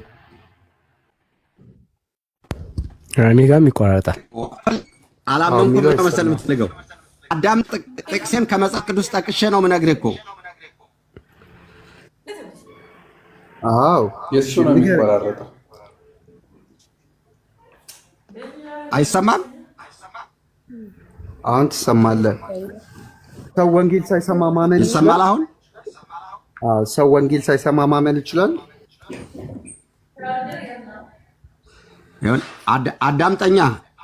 አዳምጠኝና መልስ ልመልስልህ። ኧረ እያዳመጥኩ እኮ ነው፣ መልስልኝ። እሺ እንደዛ ከሆነ አዳምጠኝና የተስፋ ቃል ተሰጠን እንደሆነ መረዳት አለብህ። በሐዋርያት ሥራ ምዕራፍ 2 ቁጥር 39 ላይ ከ38 ጀምሬ ባነብልህ ጴጥሮስም ንስሐ ግቡ ኃጢአታችሁ የሚሰረይ ዘንድ እያንዳንዳችሁ በኢየሱስ ክርስቶስ ስም ተጠመቁ የመንፈስ ቅዱስን ስጦታ ትቀበላላችሁ ካለ በኋላ የተስፋው ቃል ለእናንተና ለልጆቻችሁ ጌታ አምላካችሁም ወደ እርሱ ለሚጠራችሁ በሩቅ ሳለ ሁሉ ነውና አላቸው ይላል። ስለዚህ ይሄ ጥምቀት ለአዋቂዎች ብቻ አይደለም ለልጆችም እንደሆነ ተሰጥቷል። ስለዚህ ለአዋቂዎች ተጠምቀው ብቻ እንዲቀሩ አይደለም፣ ለልጆችም የተስፋ ቃል ተደርጎ ተሰጥቷቸዋል ነው። ሙላቱ እየተሰማማን በጣም ጥሩ። ሐዋርያት ሥራ ምዕራፍ 2 ላይ ሕፃናት ተጠመቁ የሚል አለ። ለልጆቻችሁ ይላል እኮ። እንዳልጠመቁ ምንድን ነው የሚከለክላቸው እኮ? ሕፃናት ተጠመቁ ይላል ወይ? የሚከለክላቸውን ነገር ንገረኝ። አይ እየጠየቅኩ እኮ ነው። ጥምቀቱ የተሰጠው ለልጆችም እንደሆነ ተነግሯል አልኩ እኮ። አሳየኝ። ሕፃናት ተጠመቁ የሚል አሳየኝ። ቁጥር 41 ላይ እንዲህ ይላል። አንድ ጊዜ ቁጥር 41 ላይ እንደዚህ ይላል፣ ቃሉን የተቀበሉ ተጠመቁ ይላል። እዚህ ጋር የተጠመቁት እነማን ናቸው?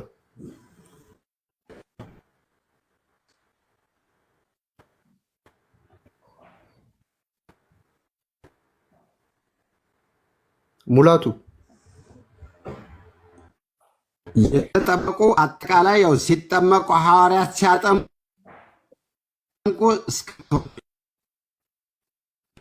አጠቃላይ የሐዋርያት ሰቦቻቸው ነው። እነሱ ሁሉም ይጠመቃል።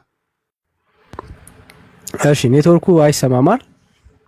በጣም እየተቸገርኩ ነው። ምንም ነው የማይሰማው። እሺ በቃ ወይ ተመልሰና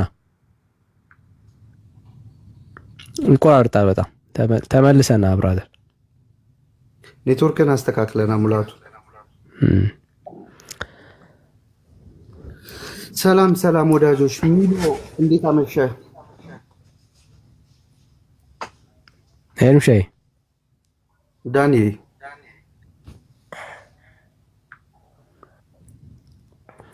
ጥምቀትን እኮ በጣም ሲሮጡበት ይገርመኛል። ማለት ብዙ መልስ እንዳለው ሰው ነው። አይ ኖ በጣም ሩጫቸው በጣም መልስ እንዳለው ሰው ነውና ያው እነሱ በእምነት እንድናለን ብለው ስለሚያስቡ በጥምቀት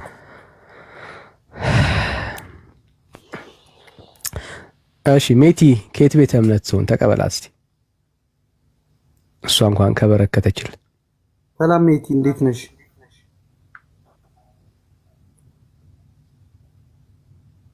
ሚዩት ነሽ ሜቲ፣ እያወራሽ ከሆነ ድምጿን ሚዩት አድርጋለች።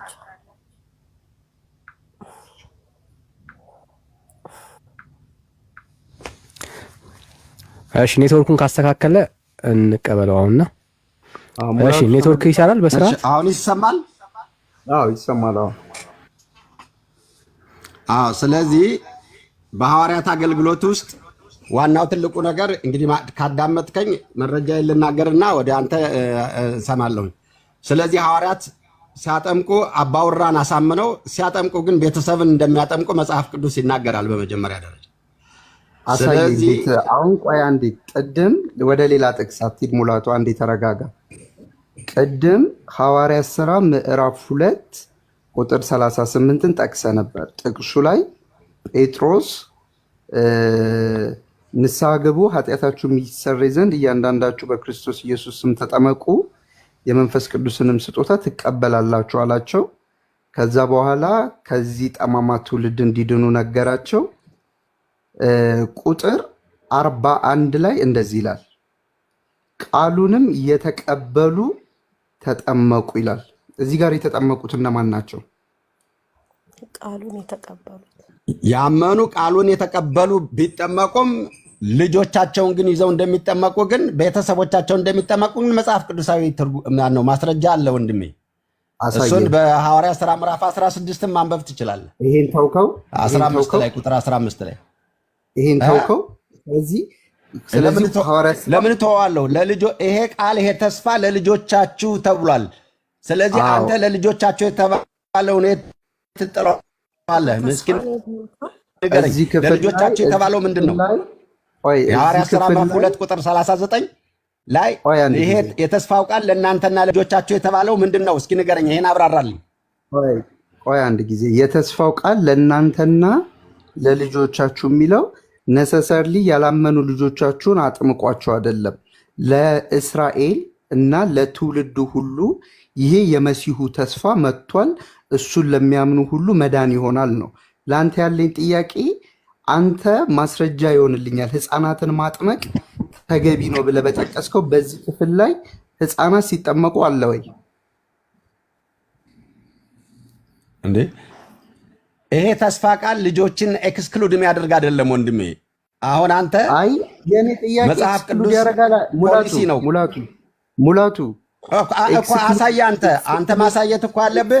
እዚህ ላይ ኤክስክሉድ ያደርጋቸዋል ናለ። ይልቁንም ግን መጽሐፍ ቅዱሱ ግን ምንድነው እነሱንም ኢንክሉሲቭ እንደሚያደርግ ግን መረዳት አለብህ ነው። ሙላቱ ተረጋጋ አንድ ጊዜ። የምጠይቅህና አንተ የምትመልሰው ፈጽሞ የሚገናኝ ነገር አይደለም። የእኔ ጥያቄ እዚህ ክፍል ላይ ህፃናት ተጠምቀዋል ወይ አለ ወይ? ህፃናት ሲጠመቁ አለ ወይ? እኔ የምረዳው ደግሞ እንደ መጽሐፉ ነው ወንድሜ፣ እንደ መጽሐፉ የምረዳው ይሄ ቃል ለእናንተና ለልጆቻችሁ ካለ ልጆቹ የማይኖሩበት ምክንያት የለም። ምክንያቱም ልጆችን ሜንሽን አልፏል። አሳየኝ፣ ልጆች ሲጠመቁ አሳየኝ። እዚህ ክፍል ላይ ልጆች ሲጠመቁ አለ ወይ? ያላመኑ ትንንሽ ልጆችን ህፃናትን አጠመቋቸው የሚል አለ ወይ? እንዴ ለልጆቻችሁ ስማ፣ መጽሐፍ ቅዱስ ልትረዳ የምትችለው በሶስት መንገድ ነው ወንድሜ። የመጀመሪያው በተግባር አንተ እንደጠየቀው፣ ሁለተኛው አዳምጣ ቆያ አዳምጠኛ፣ ከጉሮሮ ላይ ልትቆም አትችልም። አሳያለሁ። ያመኑ ሰዎች በእናትና በአባት እምነታቸው እንደሚድኑ ሁሉ አሳያለሁ። እሱን ችግር የለም። እዚህ ክፍል ላይ ቁጥር 41 ላይ ሙላቱ ቁጥር 41 ላይ ምንድን ነው የሚለው?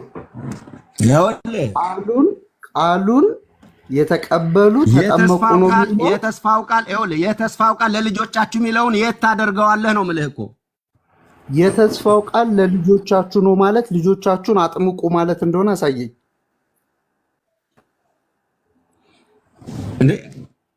ኮንቴክስቱ ምንድን ነው የሚለው? በኢየሱስ ክርስቶስ ስም እመኑ ካለ በኋላ ምንድን ነው የሚለው? ስለዚህ ኃጢአታቸው ተጠምቀው እንደሚሰረይላቸው ካደረገ በኋላ ይሄንን እኔ ያለው። በዚህ ጥቅስ መሰረት የተጠመቁት ማን ናቸው? በዚህ ጥቅስ መሰረት የተጠመቁት እንዴት ነው አውዱን ስትረዳው ከጥምቀት ቀጥሎ የመጣ ሐሳብ እስከሆነ ድረስ ይሄንቶ አውዱን አይደለም። በዚህ ክፍል መሰረት የተጠመቁት እነማን ናቸው? የተስፋው ቃል ልጆችን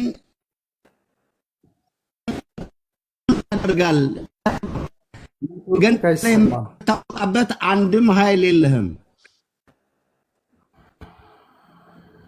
ኔትወርክ በጣም ነው የሚቆራረጡ። አሁንም እየጠየቅኩ ያለሁት እየሰማኝ ከሆነ እዚህ ክፍል ላይ የተጠመቁት እነማን ናቸው? እየተሰማ አይደለም፣ ድምፅህ ይቆራረጣል።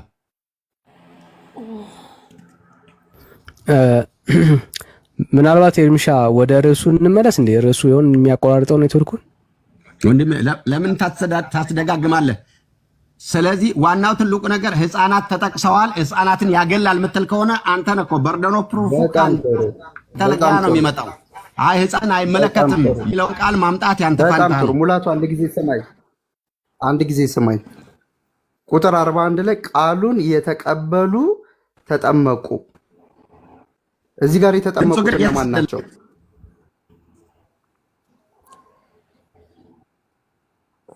እየተሰማኝ አይደለም፣ ይቆራረጣል ያንተ ድምፅ። እሺ ርዕስን ቀይር። ምናልባት በደንብ ከተሰማ ወደ ዋናው እንመለስ። እንደዛ ይሻላል። ሙላቱ ምናልባት ርዕሱ እንዳይሆን እያቆራረጠብን አሁን ይሰማል። አሁን ያንተ ድምፅ ይሰማል ዳኒ። ምናልባት ወደ ስግደት እንመለስ። ምናልባት እሱ ይሻል ይሆን ኔትወርክ ላይ? አይ ምን ያው ድምፁ ነው እንጂ ርዕሱማ ምን ይቆራረጣል ብለህ ነው? እሺ እሱ ላይ እንመለስ እስቲ። አይ ግን ኦርቶዶክሶች ይሄንን እኮ ጀማመር ነው። ማስረጃዎችን ልስጥና ወደዛ እንሂድ። ወደ እሱ የመዳናችን ጉዳይ ነው ሊያስጨንቀን የሚገባው። ሪች ምን ታደርጊያለሽ? እታለ ቴንክ ዩ።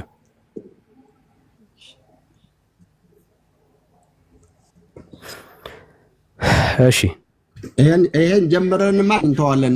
ጀምረን እንሄድበት። ኔትወርኩ አላሰማለ እና ሲጠይቅ ወሳኝ ጥያቄ ይቆራረጥባልና ዳኒ ካንተ ጋር እንሄድበት።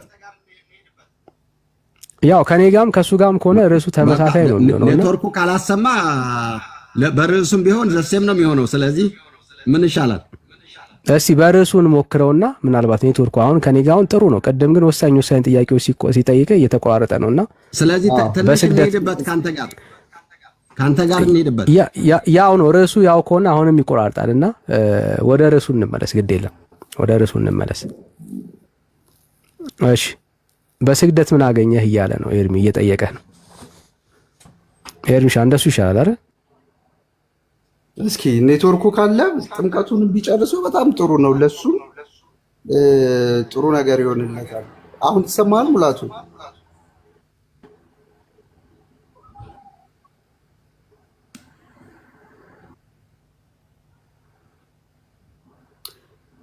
ኤርሚሻ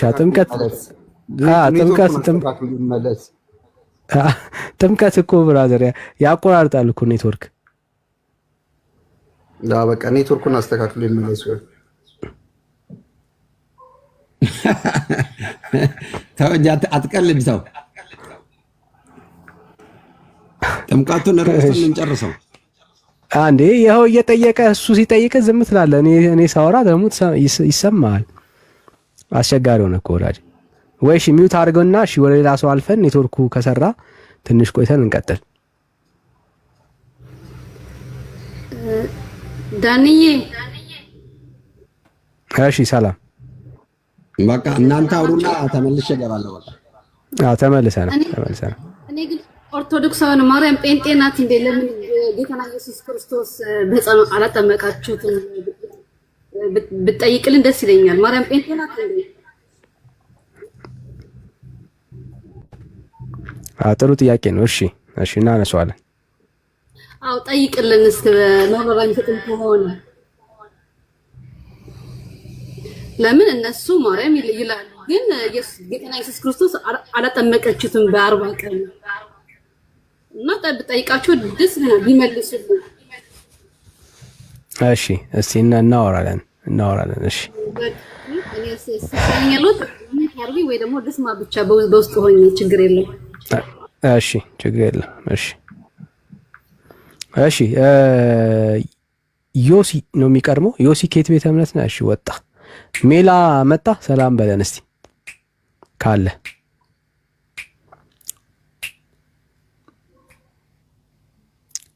እንዴት ናችሁ? ሰላም ብያለሁ።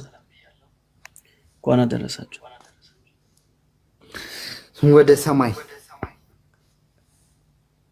እንኳን አብሮ አደረሰን። ዛሬ እኮ ልዩ ቀን ናት ዛሬ።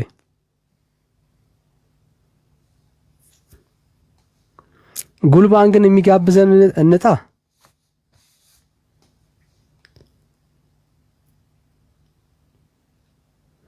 ትላንት ሳንበላ አይደል? ትወዳለህ እንዴ ዳን? ጉልባን እንዴ አንድ ሰው እንዴት ይጠፋል? ራሂል ኦርቶዶክስ ነች፣ እንቀበላት? እሺ እንቀበላት። እሺ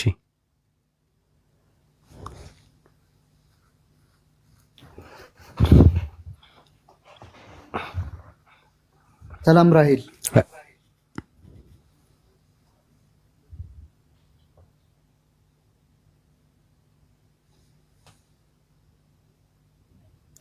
ሰላም ዳኒ።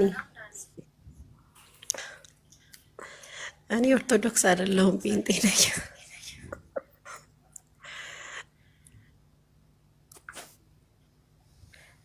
ክርክራችሁ በጣም ደስ ብሎኝ ነበር የገባሁት።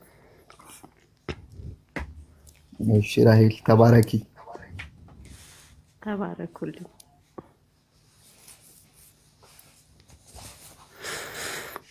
ኤርሚሻ ምን ታይቶ ነው? እሺ አቤሎ ወይ ዳኒ ሰላም ነው? እግዚአብሔር ይመስገን። እሺ ከየት ቤተ እምነት? ታድሶ። እሺ ታድሶ። እሺ ናሆም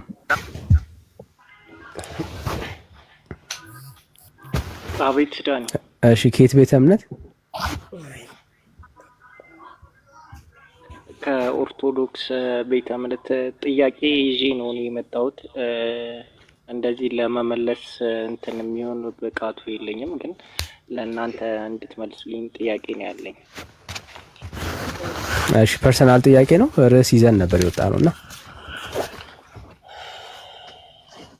ኦኬ አሁን ሜሎስ ሲል እንኳን አደረሳችሁ ትባባሉ ዛሬ ምንድን ነው ብዬ ነው በእናንተ። በእኛ ዛሬ አርብ ነው። ኦኬ ስቅለትን ታከብራላችሁ ወይስ እንዴት ነው? ምንድነው አይደል ያልከኝ? ያው ነገሩን ነው የመለስኩልህ እንጂ ርዕስ አለንና ርዕሱ ላይ ነው የምንቆየው። ያው እያንዳንዱ ቀን ለኛ ስፔሻል ናቸውና ራሱ አርብ መሆኑ ራሱ እንኳን አደረሰ ምናምን እንባባላለን። ለዛሬ ቀን ማለት ነው ልዩ ቀን ናት እቺ ልዩ ቀን ናት። አይ ስቅለትን የምታከብሩ መስሎኝ ከዛ አንፃር እንትን ልል ነበር። አይ ልዩ ቀን ስለሆነች ነው ዛሬ። እንዴ ዛሬን እግዚአብሔር አደረ የረዳን ማን አለ? እግዚአብሔር ረድቶን አይደል ለዛሬ የደረስነው። ስፔሻል ዴይ እኮ ዛሬ አይደል? ኦኬ እሺ አርብ ዛሬ እግዚአብሔር እንኳን አደረሰ ምናምን እንባባልበት ቀን። አይ እኔ ደግሞ ዛሬ ለስቅለት መስሎኝ እንዴ እነሱም ያከብራሉ እንዴ የሚል ጥያቄ። አይ አሜላ ያለኝ አሁን እኔን ያውቀዋል ለአርብ ነው ለዛሬ ቀን እንኳን አደረሰ ነው ያለኛል እንጂ ዛሬ ስቅለት እንደሆነ አታምኑ ማለት ነው። አይ ዛሬ ልዩ አታከብሩ ልዩ ቀን ነው። አይ ጌታ የተሰቀለበትን ቀን ማለት ነው። መቼ ዛሬ አይሰቀልማ ጌታ። 12 ሰዓት ካለፈ በኋላ እኮ ቅዳሜ ነው። ደግሞ ቅዳሜ ነው፣ ሰንበት ነው። ኦ አይም ሶሪ እናንተ አይሁዶች ናቸው። እናንተ አይሁዶች ነን። እኛ በዚህኛው ሰዓት አቆጣጠር ነው የምንቆጥረውና የተለየ የምንለው ነገር የለንም ብራዘር፣ የተለየ ነገር የለንም። በቀኖች መካከል ብዙ ልዩነት የለም። ግን ትልቁ ነገር ምንድነው ቀኑን ሳይሆን የተፈጸመውን ድርጊት ግን እናምናለን። ኦኬ ስፔሻል ያደረገው ነገር ምንድነው? አሁን ቀናቶችን ላይ ይሄ ስርዓት ወግ ላይ ምናምን አይደለም ብዙ ጊዜ የምታገኘን እኛን። ኦኬ እነኚህ በቃ ኦልሬዲ ሰንበትንም ጨምሮ አንዲ ቀናቶች ላይ ብዙ እንድናተኩር መጽሐፍ ቅዱስ አያስተምረንም። እሱ አይደለም ጉዳዩ። የተደረገው ሚስጥር ግን ልዩ ነገር አለው በህይወታችን። ለምሳሌ የኢየሱስ ክርስቶስ ሞትና ትንሣኤ ከማመናችን የተነሳ ዛሬ ብንሞት የዘላለም ሕይወት እንዳለን እርግጠኛ ነን። አዮ ብዙ ሰው ቀኑን እያከበረ የዘላለም ሕይወት ግን አይለውም። ምንድነው ዛሬ ቀኑ ሲባል ኢየሱስ የሞተበት ይላል። እሁድ ሲመጣ ዛሬ እኮ ኢየሱስ የተነሳበት ነው ይላል። ቀኑን ያከብራል። ነጭ ልብስ ይለብሳል፣ ዶሮ ይታረዳል፣ በጎ አለ፣ ጠጁ አለ፣ አረቄው አለ። በደንብ ደግሞ ኪሱ ሞላ ያለበት ሰው ውስኪው ይወርዳል። በቃ ልዩ ነው። ምንድነው ስትል ዛሬ ትንሣኤ ነው ይባላል። ቅርጫ አለ፣ የሌለው ሰው ዶሮ፣ ያለው ሰው በጉ፣ ሁሉ ነገር ይሞላል፣ ቤት ውስጥ ይደምቃል። ግን የዘላለም ሕይወት የለውም። ዛሬ ቢሞት የት እንደሚሄድ አያውቅም። አዩ እግዚአብሔር ቀኖቹን እንደዚህ እንድናስብ ፈቃዱም ሐሳቡም አይደለም። ምንድነው ካልክ በቀራኔው ላይ የተፈጸመው ያ አንድ የፈሰሰው ደም ዛሬም ቅዱስ አድርጎ እንዳቆመን ብንሞት እንኳን ለዘላለም ሕይወት ዋስትናችን እንደሆነ እርግጠኛ እንድንሆን ግን አድርጎናል። አሁን እኛ ቤት ብትመጣ የዕለት ሁለት ምናልባት ውስኪ አታገኝም፣ በግ ላይኖር ይችላል፣ ዶሮ በቃ እሱ አይደለም ቁም ነገሩ። እሱ አይደለም። እንበላለን፣ እንጠጣለን፣ እግዚአብሔር ይመስገን እሱ አለ። ግን ቁም ነገሩ እሱ አይደለም። ከዛ ያለፈ ትርጉም ነው ያለው ለኛ ትንሣኤ። የናዝሬቱ ኢየሱስ ስለ ኃጢአቴና ስለ በደሌ ሞቶ ደግሞም ተነስቶ እኔ ምን እንዳገኝ የዘላለም ሕይወት እንዳገኝ። ስለዚህ የወንጌል አማኞች ቀን ላይ አይደለም ቁም ነገሩ። ምን አልከኝ? እሁዳውን ትንሣኤ ነው በእናንተ ማለት ነው? እሱ አይደለም ቁም ነገሩን ነው የምልህ። አሁን ትንሣኤ ልክ ነው። ዓርብ ዕለት ተሰቅሎ እሑድ አይደል የተነሳው? እሱን እኮ ነው የምታገኘው መጽሐፉ ላይ፣ እሱን ነው የምታገኘው። ዓርብ ሞቶ ስለ እሑድ ነው የምታየው። እሱ አይደለም ቁም ነገሩ። ግን ከዛ ያልፋል። አሁን እዛ ጋር ከቆምክ የጌታ ሞትና ትንሣኤ ግራ ገብተዋል ማለት ነው። ማለት አልተረዳውም። እሱ አይደለም ቁም ነገሩ። አየህ፣ ይሄ ድግሱ አይደለም፣ ፕሮግራሙ አይደለም፣ እንትኑ አይደለም፣ እሱ አይደለም ቁም ነገሩ። በዛ ሚስጥር ውስጥ ያለ ኦኬ፣ በዕለቱ ላይ የተፈጸመ ትልቁ ሚስጥርን መረዳት ነው። እሱ ነው ክርስትና የሚያደርገው የጌታ ሞትና ትንሣኤ። አየህ፣ ለምን ኢየሱስ ስለ አንተ ኃጢአትና በደል ሞቶ ደግሞም ተነስቷል።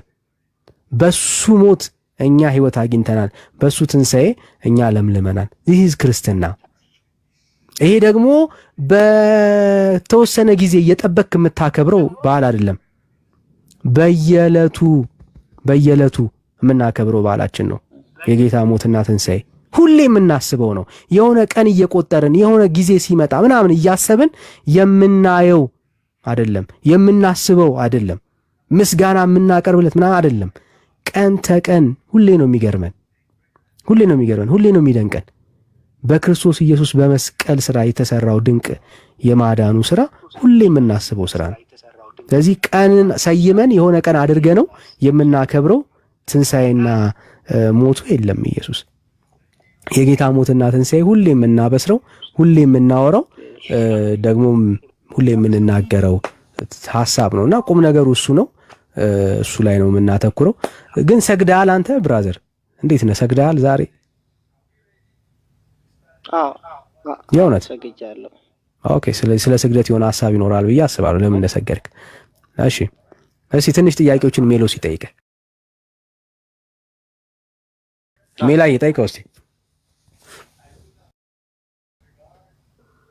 እሺ ወደ ስግደቱ ከመምጣታችን በፊት ያው የምመልስልህ እንደ አንድ ምዕመን ነው፣ እንደ ምዕመን እና እንደ አረዳዲ ነው የምመልስልህ። ያው እንትን አይደለሁም፣ የቤተ ክርስቲያን የአገልግሎት እንትን የለኝም። ችግር የለውም። እንደ መረዳቴ ነው የምመልስልህ። እኛም እንደዛ ነው የምንጠይቀህ። እኔ እንኳን አደረሳችሁ ስል መት የጠየቀው ጥያቄ ነበርና ዛሬ ስቅለት ነው ብላችሁ ታስባላችሁ ወይ ብለህ ጠይቀህ ነበር አይደል? እና ስቅለት መቼ ነው?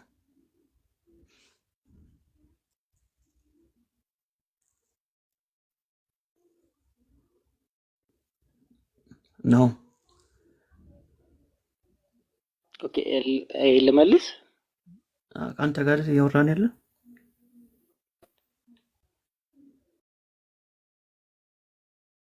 እሺ። አይ ይሄን ልመልስ ወይ ስለ እኔ የማከብረው ቤተ ክርስቲያኔ በሰራችልኝ የቀን ቀመር ነው ማለት በዛ ቀመር አከብራለሁ። አቆጣጠሩን ትችላለህ ወይ ታውቀዋለህ ወይ ካልከኝ እውነት ለመናገር አቆጣጠሩን አላውቀውም፣ ግን አባቶች በሰሩልኝ በዛ እንትን አከብረዋለሁ። አቆጣጠር አልጠየቅኩም። እኔ በቤተክርስቲያኒቷ መሰረት ኢየሱስ የተሰቀለው መቼ ነው? ኢየሱስ የተሰቀለው መጋቢት 27። እሺ ዛሬ ምንድን ነው ታዲያ?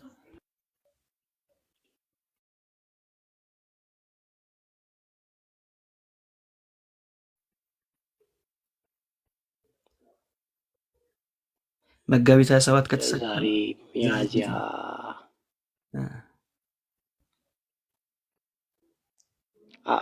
ይህንን እንትን ስራው ባልሳሳት ቀመናታኩም ዛሬ ሚያዝያ ስንት ነው? የቤተ ክርስቲያን አባት ዲሜጥሮስ እና ምንድነው ቀኖቹ ተሰልተው ነው ማለት እንትን የሚባሉት። ሁለት ቀን ነው ጌታ የተሰቀለው። ሳምንታት አሉ። ሁለት ቀን የተሰቀለው መጋቢት አንደኛ መጋቢት 27 አልከኝ። ዛሬ ደግሞ ሚያዝያ 10 ነው። እሱን እስቲ አብራራለን እኮ። እሱን እኮ አልኩ። አሁን የቀመር እንትን ብትጠይቀኝ እሺ፣ አዎ እሱን ላብራራልህ አልችልም አልኩ። ምክንያቱም እኔ ላብራራልህ የማልችለው እንደዚህ አይነት እንትኖች ላይ የቀመር እንትኖች ላይ እውቀቱ የለኝም። ግን ቤተክርስቲያኔ በሰራችልኝ ስርዓት መሰረት እሱን እከተላለሁ እያልኩ ነው። የተነሳውስ መቼ ነው? ኢየሱስ አሁን ለምን ብትለኝ አላውቅም እያልኩ ነው። አታውቁም፣ ማታውቁትን ነው የምታከብሩት። እኛም እሱን ነው እያልን ያለ ነው። እሺ የተነሳውስ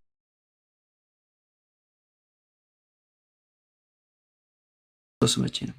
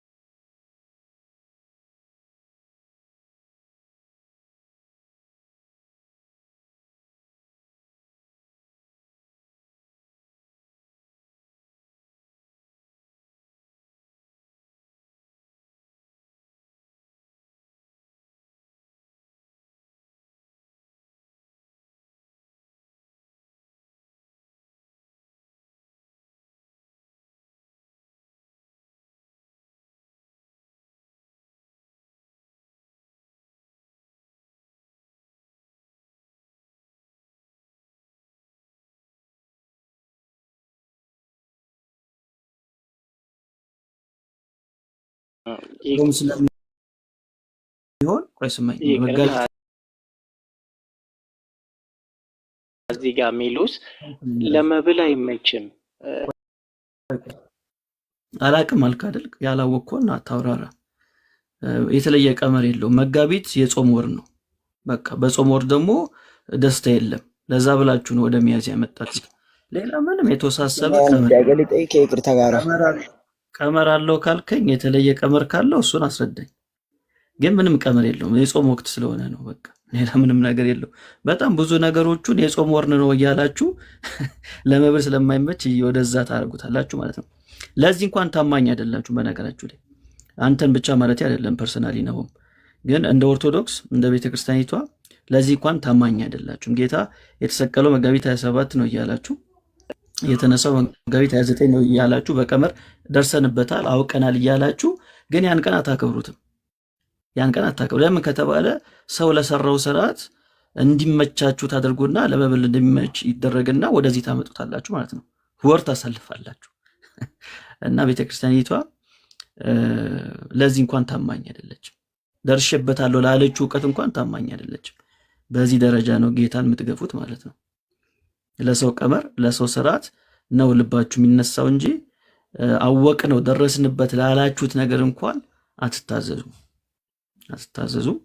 አሁን ወደ ስግደቱን እንምጣ። ለምንድን ነው የምትሰግዱት የሚለውን ፋሲካ እናንተ ታከብራላችሁ ወይስ አታከብሩም? ሜሎስ ይቅርታ ጥያቄ ነው። ፋሲካ ምንድን ነው?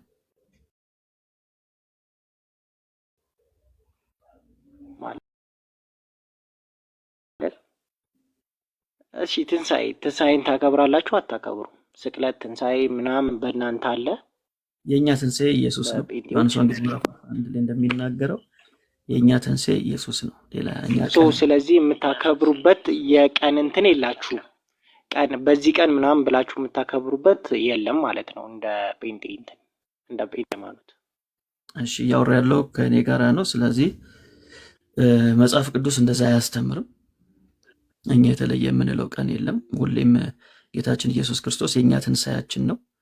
ትንሣኤና ሕይወት እኔ ነኝ ያለው ዮሐንስ ወንጌል ምዕራፍ 11 ላይ። ስለዚህ ጌታን ሁሌ ስለምናምነው ሁሌ እናከብረዋለን። የምናከብረው አካልን ነው እንጂ የምናከብረው ቀን የለንም። አሁን ወደ ስግደቱ እንምጣ። ለምንድን ነው የምትሰግዱት?